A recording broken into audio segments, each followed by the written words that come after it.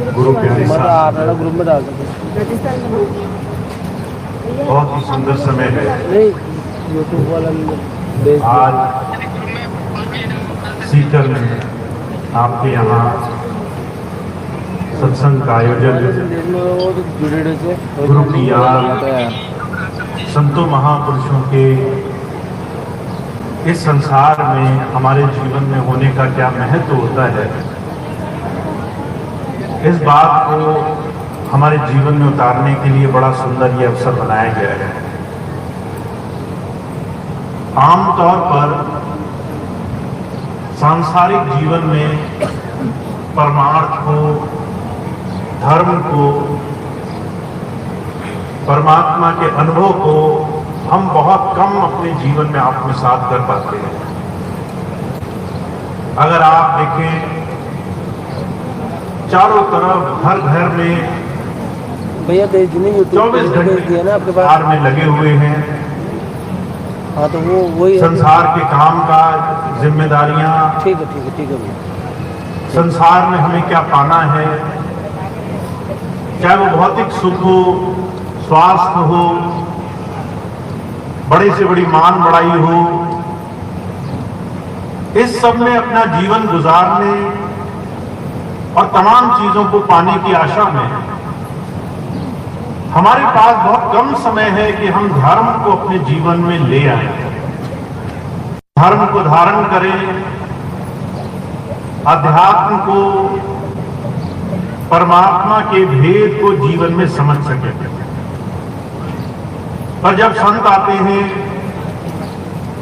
जिन्होंने संसार में आकर ये बात समझाने की कोशिश करी है, परमात्मा को देखा जा सकता है, अनुभव किया जा सकता है। जैसे हम एक दूसरे को इन आंखों से देख रहे हैं, ऐसे उस परमात्मा का अनुभव इस मनुष्य शरीर में होना, यही इस मनुष्य शरीर की सबसे बड़ी बड़ाई है। पर ये काम आज अगर हम देखें संसार में तो बहुत कम लोग जीवन में कर रहे हैं। हमारे हुजूर फरमाया करते हैं, कहते हैं संसार में दो तरह के बहुत बड़े साधन हैं जिसमें हमें और आपको जीवन की सच्चाई को समझना है। पहला भौतिक स्थूल रूप जिसको हम समझ रहे हैं, वो है हमारा ये जीवन। हर एक इंसान ये बात जानता है कि मुझे इस संसार में अपने जीवन से जुड़ी हुई बड़ी बड़ी चीजें करनी है, चाहे घर में, चाहे परिवार में, चाहे संसार में अच्छे तरह से जीवन जीने के लिए। और हम अपने जीवन में हर एक सांस से दुनिया के बड़े बड़े काम बांध कर रखते हैं। अगर मैं आपसे पूछूं कि आपने कल के बारे में क्या सोचा, तो आपके पास बड़ी लंबी लिस्ट होगी कल क्या काम करने हैं। आपसे पूछूं महीने भर बाद क्या करना है, साल भर बाद क्या करना है, यहां तक कि लोगों ने अपने बुढ़ापे तक, आखिरी सांस तक बड़े बड़े काम बना रखे हैं। इस उम्र में ये काम होगा, इस उम्र में ये काम होगा, बच्चे पढ़ लिख जाएंगे तो अच्छी नौकरी मिलेगी, नौकरी मिल जाएगी तो अच्छा घर बनेगा, अच्छी सुख सुविधा के साधन बनेंगे। इस रास्ते पर हम 24 घंटे दुनिया के बड़े से बड़े काम विचार करके रखते हैं। ये हमारा स्थूल भौतिक वो स्वरूप है जिसकी हमें समझ है। वहीं दूसरा स्वरूप है सूक्ष्म स्वरूप। हर एक इंसान को हमने जन्मते और मरते देखा है।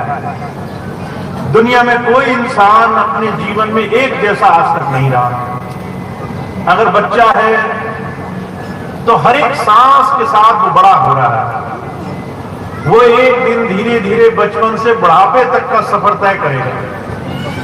कई लोग संसार में आते हैं, अलग अलग उम्र में, अलग अलग समय में संसार से अपने जीवन की पूर्ति लिख कर आते हैं। हुजूर कहा करते थे, इस सूक्ष्म स्वरूप को हम जानते तो हैं, पर इस पर हमने ज्यादा विवेक से सोचा नहीं है। हम आए जन्मने के लिए, जीवन भर हमने कुछ काम किए, फिर हमें संसार छोड़ना है। आखिर इसके पीछे भेद क्या है? भगवान बुद्ध थे, उनके सामने ये प्रश्न आया। उन्होंने संसार में अपने पिता के उनके पिता राजा थे, उनके संताप से अपने जीवन में बहुत सी सुख सुविधाएं पाई, पर उन्हें संतोष कब मिला? जब उन्होंने इस प्रश्न की खोज करी, जन्मने और मरने के पीछे भेद क्या है। अगर संसार सब कुछ है तो हमें संसार कभी छोड़ना नहीं चाहिए।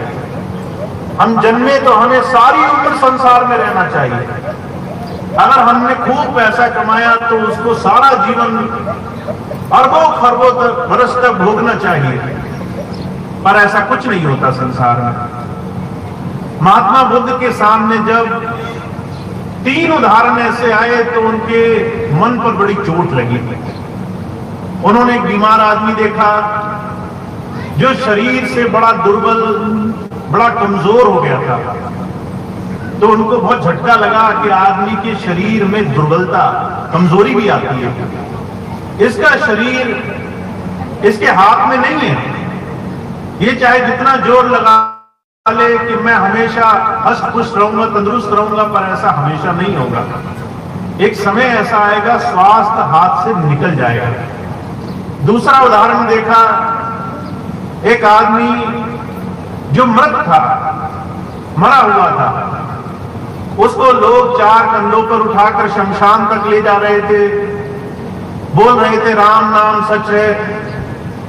महात्मा बुद्ध ने वो देखा, कहने लगे हम जन्मे तो हमें संसार से मर के जाना भी होगा। हमने इस बारे में कभी नहीं सोचा। बुजुर्ग कहा करते थे, ये 3 अवस्थाएं उनके सामने आई। उन्होंने बीमारी देखी, उन्होंने कमजोरी देखी, उन्होंने मृत अवस्था देखी, वृद्धावस्था देखी। महात्मा बुद्ध ने इस बात पर बहुत विचार किया कि मैं अगर जन्मा हूं, अगर आज मैं राजा का लड़का हूं, तो मेरे जीवन में भी ये 3 अवस्था आनी जरूर है। बुढ़ापा आएगा, बीमारी आएगी और एक दिन शरीर भी छोड़ना पड़ेगा। अगर ये 3 चीजें आएंगी तो इसका जवाब मुझे जीते जी मालूम होना चाहिए कि इनसे छुटकारे का कोई रास्ता है या नहीं है। जिस दिन हम इस प्रश्न को अपने जीवन में धारण करते हैं, वहां से धर्म की शुरुआत होती है।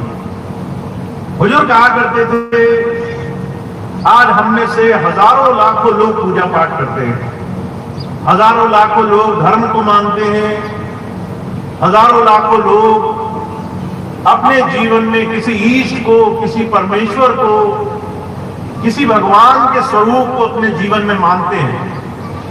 पर प्रभु भक्ति, ईष्ट की भक्ति शुरू होती है ये समझने से कि आपके जीवन का ये रहस्य क्या है। महाराज जी बड़ी सुंदर मिसाल फरमाया करते थे। एक बार भगवान विष्णु के पास नारद मुनि गए, और नारद मुनि जब गए तो भगवान विष्णु ने कहा, संसार में जो सबसे कठिन काम है मन को रोक पाना है। बड़े से बड़े साधु महात्मा भी मन के आगे डिग गए हैं। अब महात्मा की जो नारद मुनि थे, सिद्ध पुरुष थे, भगवान की बात सुनी, कहने लगे महाराज ये क्या बात कह रहे हो? मन को रोकना क्या इतना मुश्किल काम है? मैं तो खुद ही साधु हूं, मैंने आज तक ये समस्या नहीं देखी, मैं आपकी बात से सहमत नहीं हूं। अब कहा जाता है नारद मुनि बड़े चंचल थे, बड़ा अभिमान था कि मैंने बड़ी भक्ति करी है, बड़ी साधना करी है। जब बहुत बहस में लग गए तो भगवान विष्णु ने कहा, ऐसा करो, बहस तो चलती रहेगी, मेरा एक छोटा सा काम करो, तुम जाओ, बहुत प्यास लगी है, तुम जो है नीचे धरती लोक से मेरे लिए थोड़ा पानी लेकर आओ। हम नारद मुनि थे, कहने लगे ये भी कोई बात नहीं, जरा सी बात है, मैं यूं गया यूं आया। अब वो पानी लेने आए, जिस कुएं पे पहुंचे वहां एक बड़ी सुंदर युवती देखी उन्होंने, बड़ी सुंदर लड़की देखी, मन जो है उस पर लट्टू हो गया और कहने लगे इसका पता करना चाहिए। धीरे धीरे पहुंचे, किसी महात्मा की लड़की थी, वहां पहुंचे, कहने लगे अपनी लड़की से मुझे शादी करा दो, मैं भी ऋषि हूं, तुम भी महात्मा हो, कोई इसमें अपवाद नहीं है। बहुत जो है तनातनी हुई, शादी हो गई। अब गृहस्थ बना करके नारद मुनि आराम से रहने लगे। गृहस्थ बना, धीरे धीरे परिवार में खूब सुख सुविधाओं में बड़े आनंद विभोर में रहा करते थे। एक बच्चा हुआ 1 साल में, दूसरे साल में दूसरा बच्चा हुआ, तीसरे साल में तीसरा बच्चा हुआ। अब बड़े आनंद से रह रहे थे, गृहस्थ बसी हुई है। कुछ समय बाद उनके गांव में बाढ़ आई, बड़ी तेज पानी आया, पूरे पूरे गांव बहने लगे। नारद मुनि की कुटिया थी, पत्नी बच्चे साथ में थे, उन्हें बचाने के लिए हाथ पकड़ पकड़ के जा रहे थे। एक बच्चा एक हाथ में, दूसरा दूसरे हाथ में, तीसरे को कंधे पे बिठाया, पत्नी को किसी तरह साथ लिया, बाढ़ के पानी से निकलने की कोशिश कर रहे थे। पहले पत्नी बह गई। अब नारद मुनि शोक में कि पत्नी जो है बह गई पानी में, बचाऊं कैसे, 2-2 बच्चे साथ में हैं। किसी तरह से आगे बढ़े, एक जोर का झटका आया, जो कंधे पे बच्चा बैठा था वो भी पानी के बहाव से बह गया। और रुदन किया और रोने लगे। फिर एक और झटका आया, एक हाथ से दूसरा बच्चा भी छूट गया। फिर जो है एक और झटका आया, जब आखिरी बच्चा छूटा तो बड़ी जोर से दहाड़ मारकर रोने लगे। कहने लगे, हे प्रभु, यही तेरी लीला है, हम संसार में तेरे लिए सब कुछ कर रहे हैं और तू हमारा जीवन नष्ट करने में लगा है। भगवान विष्णु प्रकट हुए, नारद मुनि को देखा, नारद मुनि को होश आ गया, आंखें खुल गई। उसने देखा तो भगवान प्रकट हो गए, सारी बातें याद आ गई। भगवान कहने लगे, मैं तो प्यासा ही बैठा हूं कब से, पानी लेने भेजा था तुम्हें, तुम गृहस्थ बना करके यहां बैठ गए और मुझसे कह रहे हो मन किसी को धोखा नहीं दे सकता।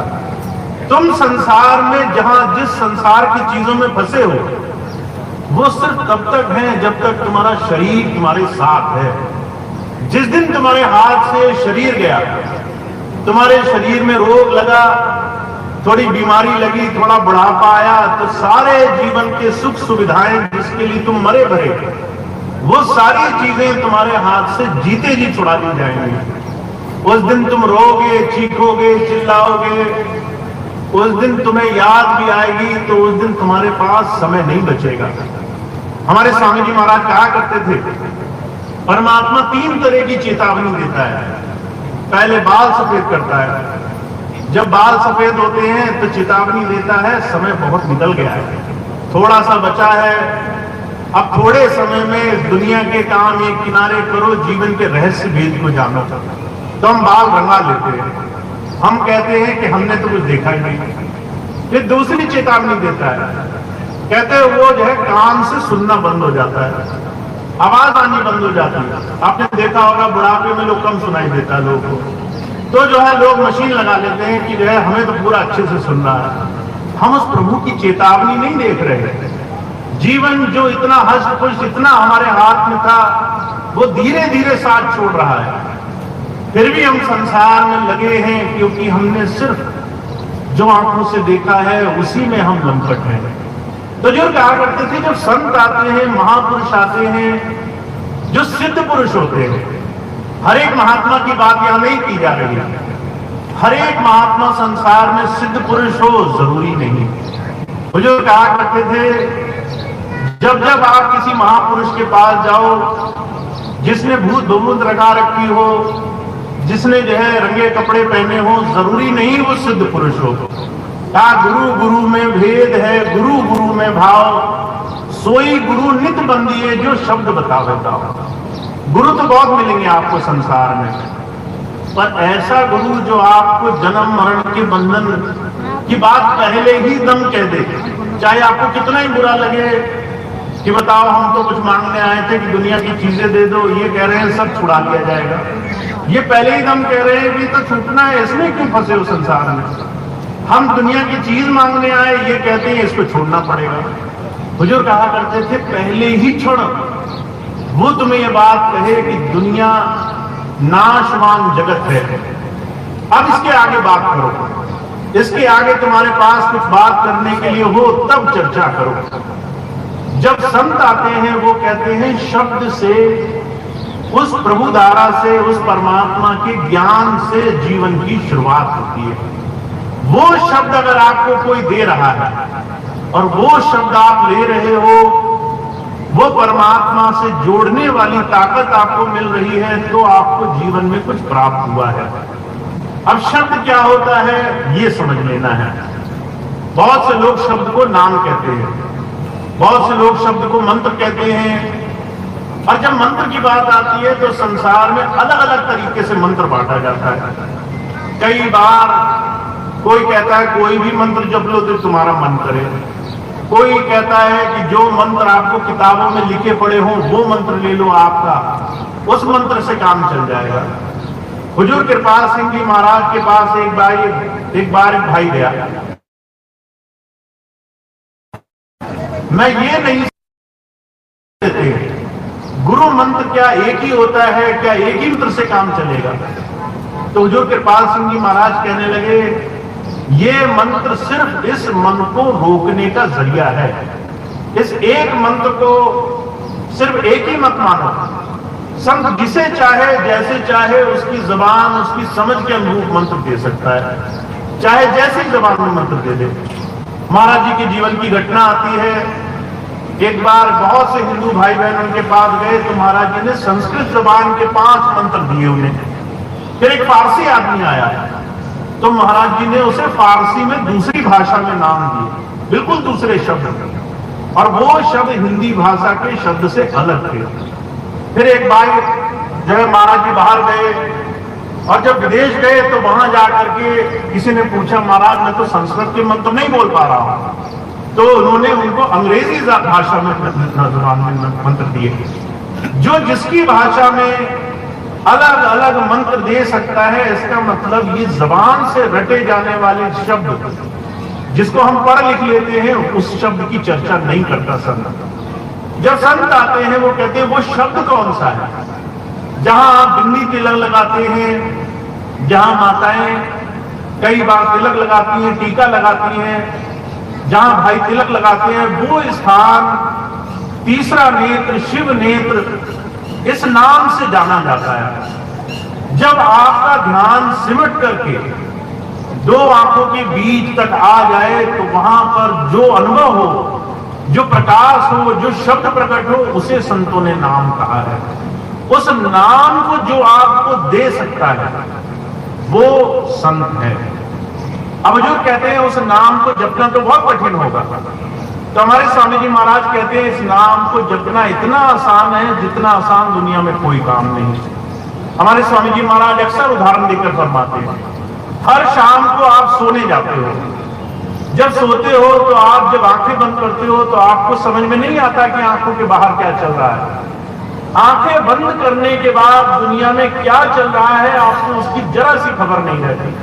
आपके घर में कोई घुस आए, आपके कमरे में कोई आ जाए, आपके कमरे में आके कोई काम करके चला जाए, आपको कुछ सुध नहीं रहती, क्योंकि आपकी आंखें उस वक्त देखने योग्य नहीं है। पर हुजूर कहा करते थे उसके बाद भी आपको नींद आती है, उसके बाद भी आपके शरीर को आराम मिलता है। वो कैसे होता है?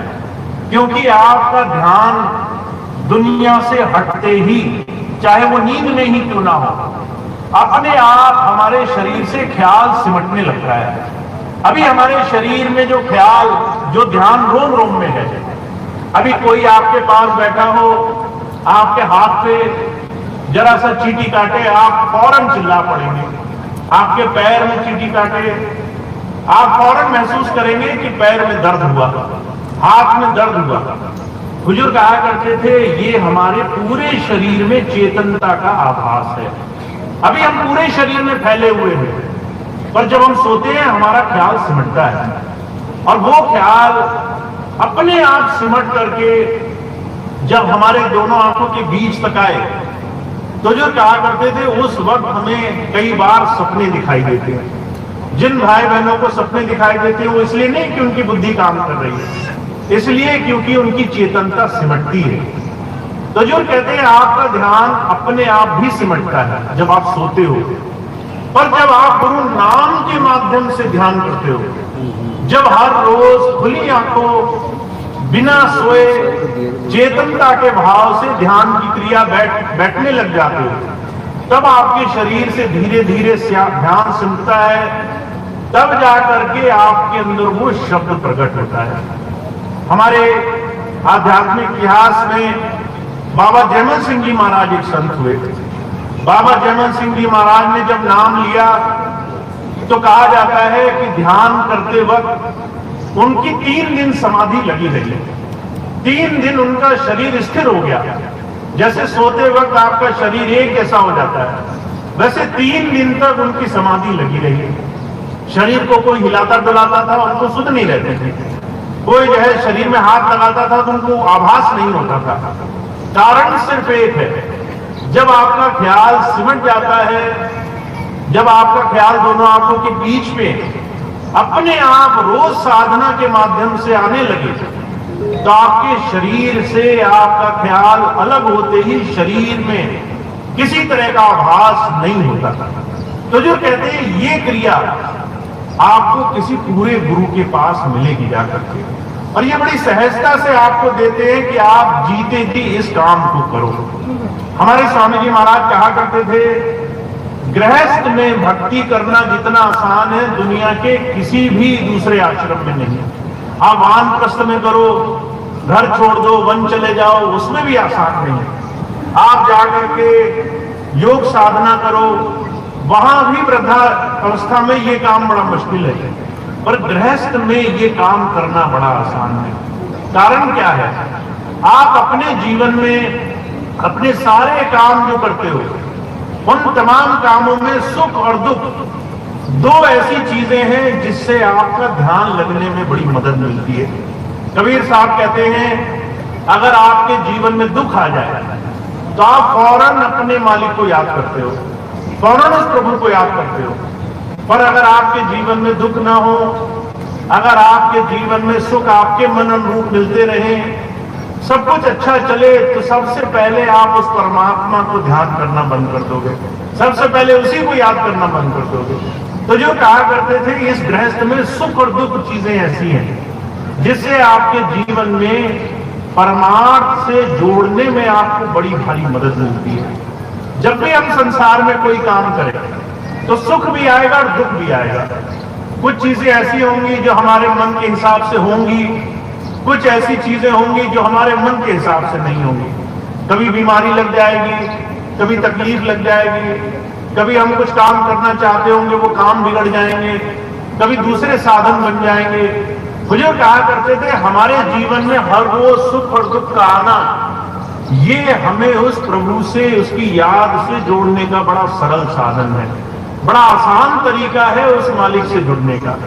महाराज जी मिसाल फरमाया करते थे, महाभारत काल का भगवान कृष्ण, उनकी जो है मुंह बोली बहन बन गई द्रौपदी। द्रौपदी कहती थी कि जो है जो भगवान है वो मेरे सबसे बड़े सखा हैं, मैं उनके अलावा किसी को नहीं मानती। और एक समय ऐसा आया, पांडवों ने अपनी बुरी संगत के कारण, अपनी बुरी आदत के कारण, जुए की आदत के कारण अपनी पत्नी को दांव पे लगा दिया और हार गए। अब जब हार गए तो जो है दुर्योधन बड़ा बदमाश था, उसने कहा भरी सभा में द्रौपदी को मैं अपमानित करूंगा, और जब अपमानित करूंगा तो जो है ये जो मेरे भाई हैं इनको शर्म आएगी कि कौन बड़ा है कौन छोटा है। अब ऐसी आदत, ऐसी संगत तो कोई बुरा ही आदमी रख सकता है। दूसरे के दुख में सुख हो ले, दूसरों को परेशान देख करके उसको खुशी का आभास हो। पर ऐसा वो दुर्योधन था, उसने भीख सभा में द्रौपदी को निर्वस्त्र करने, उसकी साड़ी खींचने का पूरा पूरा मन बना लिया। जब जो है उसने ये कुकृत्य करना शुरू किया तो जो कहा करते थे, द्रौपदी ने एक एक करके सबकी तरफ देखा। पहले अपने बाबा की तरफ देखा, पितामह जिनको बहुत मानती थी, तो पितामह ने सर झुका लिया। फिर जो है कुल गुरु की तरफ देखा, जो उनके पूरे गुरु को शिक्षा देते थे, द्रोणाचार्य, उनको देखा तो उन्होंने भी शर्म से मुंह झुका लिया। जब किसी बुरी चीज की संगत आप करने लग जाए तो कहीं ना कहीं अच्छाई के लिए आप वहां पर हाथ नहीं बढ़ा पाते थे। यही उनकी हालत हुई। जब ढूंढ के अपने पतियों की तरफ देखा तो सारे पति जुए में हार चुके थे। कहते थे हम अपने वचन के आगे कुछ नहीं कर सकते। उन्होंने भी सर झुका दिया। इतनी देर में द्रौपदी के सर से साड़ी उतर गई। अब जब सर से साड़ी उतर गई, मन में पीड़ा हुई कि आज तो बदनामी हो जाएगी, तो उसने भगवान कृष्ण को याद किया। जब भगवान कृष्ण को याद किया, उस क्षण के बाद से दुशासन उसके शरीर से 1 इंच भी साड़ी नहीं खींच पाया। वो खींचता रहा, हाथ दर्द होते रहे, पर जो है वो उस क्षण के बाद द्रौपदी को अपमानित नहीं कर पाया। जब सारा घटनाक्रम समाप्त हो गया, द्रौपदी मिली भगवान कृष्ण से, कहने लगी भगवान आप आए पर बड़ी देर से आए, अगर थोड़ी देर पहले आते सर से साड़ी नहीं उतरती तो जो है मेरा मान रह जाता। जब ये बात कही तो भगवान कहने लगे पहले तुमने सबको याद कर लिया, जब तुम्हें भरोसा था भाई बहन मित्र पिता माता सब तुम्हारा बड़ा साथ देंगे बुराई में, जब तुम्हारे को ये समझ में आ गया कि जब बुरा कर्म आता है, जब दुष्कर्म आता है तो संसार में कोई किसी का साथ नहीं निभा पाता, जिस पल तुम्हें ये एहसास हुआ और उस पल तुमने मुझे याद किया, वहां से तुम्हारी रक्षा होनी शुरू हो गई। तो जो कहा करते थे संसार में दुख और सुख गृहस्थ में हमें उस प्रभु से जोड़ने का बड़ा सरल साधन है। जब हम गृहस्थ में होते हैं उस वक्त हमें गुरु मिल जाए और गुरु की दया से हमें उस पर विश्वास, उस पर पक्का यकीन हो जाए और उस वक्त हम उसे याद करने लग जाए, तो जो कहा करते थे आपके जीवन में बड़े बड़े काम सरलता से हो जाते हैं। इसलिए कबीर साहब कहते हैं कि दुख में सुमरन सब करे, सुख में करे न कोई, जो सुख में सुमरन करे तो दुख काहे कोई। दुख में तो सभी याद कर रहे हैं उसको, अगर कोई अपने जीवन में सुख में उसे याद कर ले, अगर अपने जीवन के अच्छे वक्त में उसे याद कर ले, अगर जीवन में अच्छे समय में उस मालिक का धन्यवाद दे दे कि हे प्रभु तेरी ही दया से जीवन चल रहा है, हम अपने ऊपर भार उठाने की बजाय उसको कर्ता मान लें, तब जाकर के जीवन में इस मनुष्य जीवन की सार्थकता सिद्ध होती है।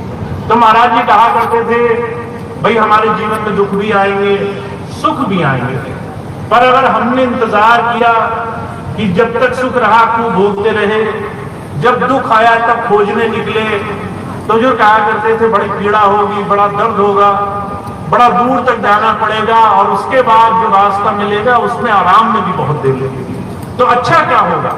कहते हैं अपने गृहस्थ में हमें अपने जीवन में इसी समय में थोड़ा समय निकाल लेना चाहिए।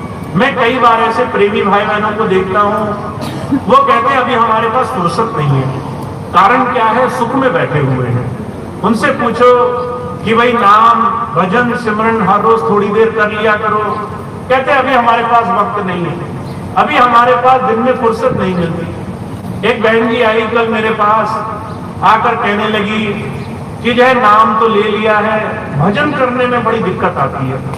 मैंने कहा 10 मिनट ही तो बोला है, 10 मिनट तो बहुत ज्यादा नहीं होते। अगर आप किसी बहन से मिलो, उससे उसका हाल चाल पूछो, उसकी दुख तकलीफ पूछो, उसका सुख दुख पूछो, उसी में 10 मिनट निकल जाते हैं। तो कहने लगी बस शरीर जो है वो अब जवाब दे देता है, इसीलिए वो बहाने बना करके तरीका ढूंढ रही थी कि हमें अपने जीवन में सुख भरे समय में ना याद करनी पड़े। और जो कहा करते थे कोई आईसीयू में भर्ती हो, कोई ऐसे शरीर के रोग से ग्रस्त हो, किसी को तकलीफ हो, किसी को दुख हो, किसी को बहुत ज्यादा संकट हो, तब उससे कहना पड़ेगा कि भगवान को याद करो। वो अपने आप दौड़ दौड़ के यात्राएं करेगा, वो सारी दुनिया के जो है चक्कर लगाएगा, वो कहेगा हे प्रभु मेरे जीवन में मेरा काम बन जाए, मेरे दुख दूर हो जाए। तो कबीर साहब कहते हैं दुख आता ही इसलिए है क्योंकि तुम सुख में उसको याद नहीं करते। तुम उसकी याद बनाकर रखो तो तुम्हारे जीवन में दुख का तो क्षण भी ना आए, तुम्हारे जीवन में एक तकलीफ ना आए। तो ये काम हम कैसे कर सकते हैं? इसके लिए हमें अपने हर रोज के जीवन में किसी पूर्ण सतगुरु से अपने जीवन को जोड़ने का तरीका सीखना चाहिए। तो वो भाग्यशाली है जो ये काम जल्दी कर लेते हैं। स्वामी जी एक मिसाल फरमाया करते थे, एक बार छोटा बच्चा था, महाराज जी के सत्संग में बैठा था सबसे आगे। महाराज जी ने सत्संग दिया। महाराज जी ने कहा, दुख कभी भी आ सकता है जीवन में, समय का कोई अंदाजा नहीं है, आपको अपने जीवन में जितनी जल्दी हो सके नाम से जुड़ना चाहिए। उस दिन शाम को वो गया तो उसने घर में देखा कि पिताजी माताजी अंगीठी में आग जला रहे हैं। अब वो मोटी मोटी लकड़ी और छोटी छोटी दोनों तरह की लकड़ी लगा रहे थे। लड़का गौर से देखता रहा, देखा छोटी लकड़ी लगाई तो बड़ी जल्दी जल गई, बड़ी लकड़ी लगाई तो बहुत देर में धीरे धीरे जली। अगले दिन वो आया महाराज जी के पास और सबसे आगे बैठ गया, कहने लगा, महाराज मुझे नाम दो, किसी और को दो ना दो, मुझे नाम दो। अब बड़ी छोटी उम्र थी उसकी। महाराज जी कहने लगे, अभी तो तेरी उम्र छोटी है, अभी नाम लेके क्या करेगा? कहने लगा, महाराज कल मैंने एक ऐसी चीज देखी, मेरा तो दिल कांप गया। महाराज जी ने उससे पूछा, क्या देखा? कहने लगा, जो छोटे छोटे थे लकड़ी के टुकड़े बड़ी जल्दी जल गए, बड़े बड़े थे बड़ी देर में जले। मुझे भय है जब दर्द आएगा, तकलीफ आएगी, संकट आएगी तो ये बड़े लोग तो बच जाएंगे, आराम से निकल जाएंगे, और मैं छोटा हूं, मैं फंस के रह जाऊंगा। मुझे पहले नाम दो, मुझे ज्यादा जरूरत है। तो जो कहा करते थे, जब संत आते हैं वो कहते हैं, हमारा ये जो जीवन है ये दुखों से तभी छूटता है जब हम उस मालिक को हर दिन याद कर सकते हैं, हर दिन उसकी याद करते हैं। चाहे दुख हो सुख हो, चाहे सुबह दोपहर शाम हो, चाहे कोई भी मौसम हो, हम अगर उसकी याद बनाकर रखते हैं तो हमारे जीवन में संसार में कोई तकलीफ, कोई परेशानी, कोई संकट नहीं आता। तो वो भाग्यशाली है जिन्होंने बहुत अच्छे समय में नाम ले लिया है, जिन्होंने गुरु की संगत पाई है, जो अपने जीवन में अब दोनों चीजें बनाकर चल रहे हैं। दुनिया के काम कर रहे हैं, चाहे वो बच्चों के हो, चाहे गृहस्थ के हो, नौकरी चाकरी के हो, काम के हो, साथ साथ हर दिन उस मालिक को भी याद करने के लिए समय निकालते हैं, जो उसको भी पूरे मन से याद करते हैं, चाहे कैसा भी जीवन क्यों ना हो, उसको नहीं भूलते। उनके जीवन में उनके सारे काम सहजता से बनने लग जाते हैं। तो आप बहुत भाग्यशाली हैं, आपको अगर ये रास्ता मिला है तो आप बहुत धन्य हैं। अब इस रास्ते को खूब कमाना है, चाहे आपके जीवन में सुख आए दुख आए, आपके जीवन में एक नियम होना चाहिए कि जब तक आप उसकी याद न कर लो तब तक वो दिन पूरा ना हो। हनुमान जी से जब पूछा गया तो उन्होंने कहा, राम काज कीने बिना मोए नहीं विश्राम। मुझे तो आराम ही नहीं है जब तक मैं अभी प्रभु का, अपने प्रभु श्री राम का काम न कर लूं। तो जब तक आप उस मालिक को याद न कर लो तब तक आपका दिन गुजर जाए तो वो दिन खाली चला जाए, वो दिन अधूरा चला जाए। तो आपको हर रोज ऐसा मन में उस प्रभु से जुड़ने का भाव बना है। और अगर आपने नाम नहीं लिया, आपने अभी तक गुरु मंत्र गुरु दीक्षा, आपको नहीं मालूम है ये क्या होता है, तो आपको जल्द से जल्द अपने जीवन में इसकी शुरुआत करनी चाहिए, ताकि आपके दोनों काम अच्छे चले, आपकी दुनिया के काम भी अच्छे चले, आपके दीन के काम भी अच्छे चले, इस लोक के भी काम अच्छे हों, परलोक के भी काम अच्छे हों। आपके जीवन में दोनों ही तरह आप अपने जीवन में जुड़कर जीवन गुजार सको। तो आप बहुत भाग्यशाली हैं। अब लगना है क्या, ताकि जो जीवन हमारे पास है उसको हम सही तरीके से गुजारें, उसको हर रोज सार्थक करें, हर रोज अपने जीवन में सत्संग सेवा और ध्यान साधना से जोड़ करके अपने हर रोज के जीवन को पक्का करते चले। तो इतनी बात मुझे आपके सामने रखनी थी। हमारे जीवन में बहुत सारा काम, बहुत सारा जीवन का समय दुनिया की चीजों में निकल जाता है। हमसे अगर पूछे तो फुर्सत तो हमें कभी नहीं मिलेगी, पर अगर आपको ये पता हो कि कोई चीज आपके लिए बहुत जरूरी है तो आप उसके लिए समय निकालोगे, उसके लिए समय बनाओगे, उस समय को सही जगह लगाओगे, क्योंकि उसकी विशेषता है आपके लिए। तो समय कभी बनता नहीं है, समय बनाना पड़ता है। कभी आप सोचें जीवन में कि आपको कभी फुर्सत मिल जाएगी, फुर्सत मिलेगी नहीं, फुर्सत निकालनी पड़ेगी। आपको अपने जीवन में अगर उस मालिक की याद से जुड़ना है तो अपने आप काम नहीं बनेंगे, उसके लिए आपको हर रोज समय देना पड़ेगा। तो आप जिन्हें नाम मिला है खूब समय दिया करें, नहीं मिला है वो थोड़ा थोड़ा समय निकालें ताकि जीवन से नाम धारा से जुड़ सके। तो इतनी बात कह के मैं अपनी बात समाप्त करता हूँ।